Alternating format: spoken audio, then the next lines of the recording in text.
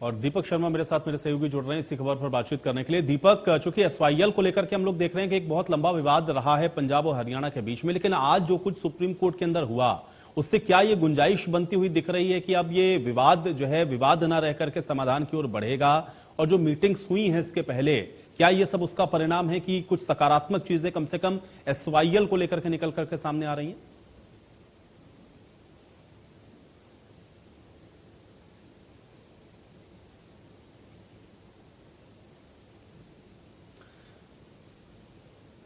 चलिए दीपक, शायद मेरी आवाज नहीं पहुंच रही है। तो एसवाईएल पर जो बैठकें हुई हैं वो आपको बता रहे हैं। देखिए, लगातार बैठकों का भी एक लंबा जो सिलसिला है वो चला है।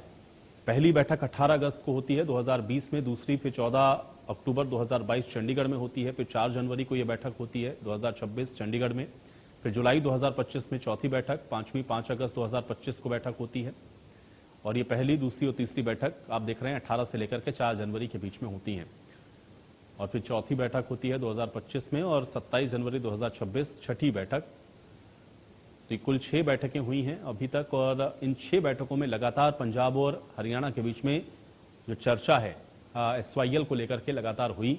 और अब एसवाईएल क्या समाधान की ओर जाएगा, ये अपने आप में एक बड़ा महत्वपूर्ण प्रश्न है, क्योंकि एसवाईएल का जब भी जिक्र आता है तो ये विवाद के साथ ही जुड़ता हुआ दिखता है, और इस पर राजनीति किस तरह से होती है ये भी आप लोगों ने देखा है। लेकिन अब चूंकि आज सुप्रीम कोर्ट ने जो इस पर बातें कही, खुद सीजीआई ने जो टिप्पणी की, या कपिल सिब्बल ने जो पक्ष रखा, या अटॉर्नी जनरल जो बात कह रहे हैं, ये बहुत महत्वपूर्ण हो जाता है। और इस वजह से उम्मीद यह है कि शायद एसवाईएल का अब जो निर्माण है वो होने की राह बनती हुई नजर आ रही है। इनपुट हेड दीपक मेरे साथ जुड़ चुके हैं एक बार फिर से। दीपक, किस तरह से देखें, चूंकि एसवाईएल को लेकर के विवाद तो बहुत लंबा है, लेकिन आज सुप्रीम कोर्ट की जो टिप्पणी है, या अटॉर्नी जनरल जो बात कह रहे हैं, या कपिल सिब्बल ने जो बातें कही हैं, और उसके पहले जो एक बैठकों का लंबा सिलसिला रहा है, क्या ये उसका परिणाम है कि आज सकारात्मक होता हुआ ये दिख रहा है, और ये उम्मीद बंध रही है कि एसवाईएल को लेकर के जो फैसला है हरियाणा के हक में, अब ये जो नहर का भी जो निर्माण है वो भी आने वाले समय में देखने को मिल सकता है? इसको क्या सकारात्मक हो रही है इन सारी चीजें? देखिए, फिलहाल अगर बात की जाए तो सकारात्मक नजर आ रही है। आज की अगर हम सुनवाई की बात करें तो सकारात्मक है। जिस तरीके से खुद सीजीआई ने भी इस बात को लेकर के कहा कि जब दिल खुलते हैं तो रास्ते नजर आते हैं, रास्ते बनते नजर आते हैं, और ये रास्ता बनता नजर नहीं आ रहा था। एसवाईएल को लेकर के यूं तो दशकों की लड़ाई है। दशकों की लड़ाई में जब ये आपने जिस तरीके से बात करी, कब किस तरीके से इसको लेकर के बातचीत आगे बढ़ी, कब समझौता हुआ, लेकिन इस मामले को लेकर के तीसरी बार था जब कोर्ट में ये मामला गया। सुप्रीम कोर्ट में भी अगर बात करें तो इस मामले को लेकर पहले निर्णय हो गया था। सुप्रीम कोर्ट ने कहा था कि ये जो पानी है वो पंजाब द्वारा हरियाणा को देना होगा।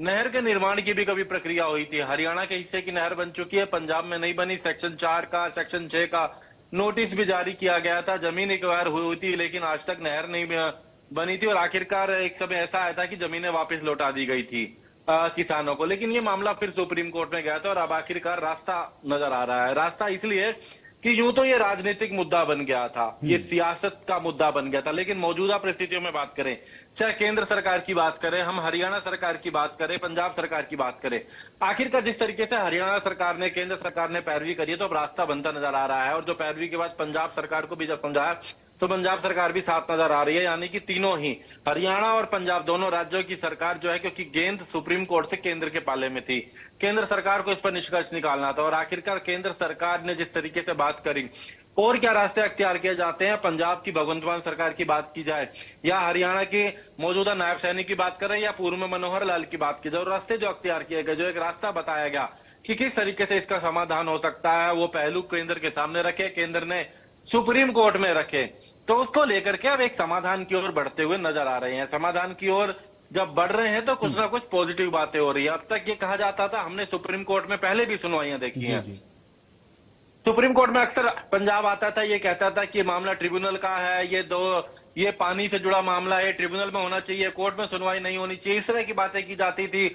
हरियाणा सरकार भी अपना पक्ष रखती थी कि ये जो करार हुआ था, इससे दिल्ली, हरियाणा, उत्तर प्रदेश, राजस्थान को फायदा होना है, या तो ये तमाम बातें थी। लेकिन अब आखिरकार जब केंद्र सरकार ने इस मामले में हस्तक्षेप किया, हरियाणा सरकार साथ में जुड़ी, पंजाब सरकार को बताया गया, समझाया गया, तो उसके बाद कहना कि अब सहमति होती नजर आ रही है। यही कारण है कि चाहे अटॉर्नी जनरल ने भी कहा कि अब शायद सरकार जो कहना चाहती थी वो समझ नहीं पाए, उनकी बात सुन नहीं पाए, लेकिन अब समाधान होता नजर आ रहा है। एक सप्ताह का समय भी ज्यादा लंबा नहीं है।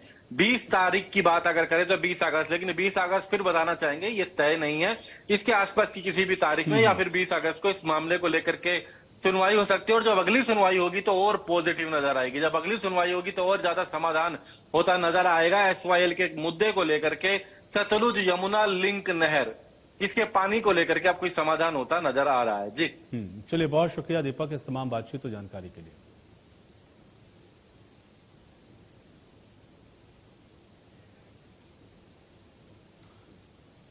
तो एसवाईएल का समाधान कैसे होगा ये प्रश्न है, लेकिन आज जो सुनवाई में हुआ है उससे ये दिख रहा है कि शायद अब ये अपने समाधान की ओर बढ़ सकता है।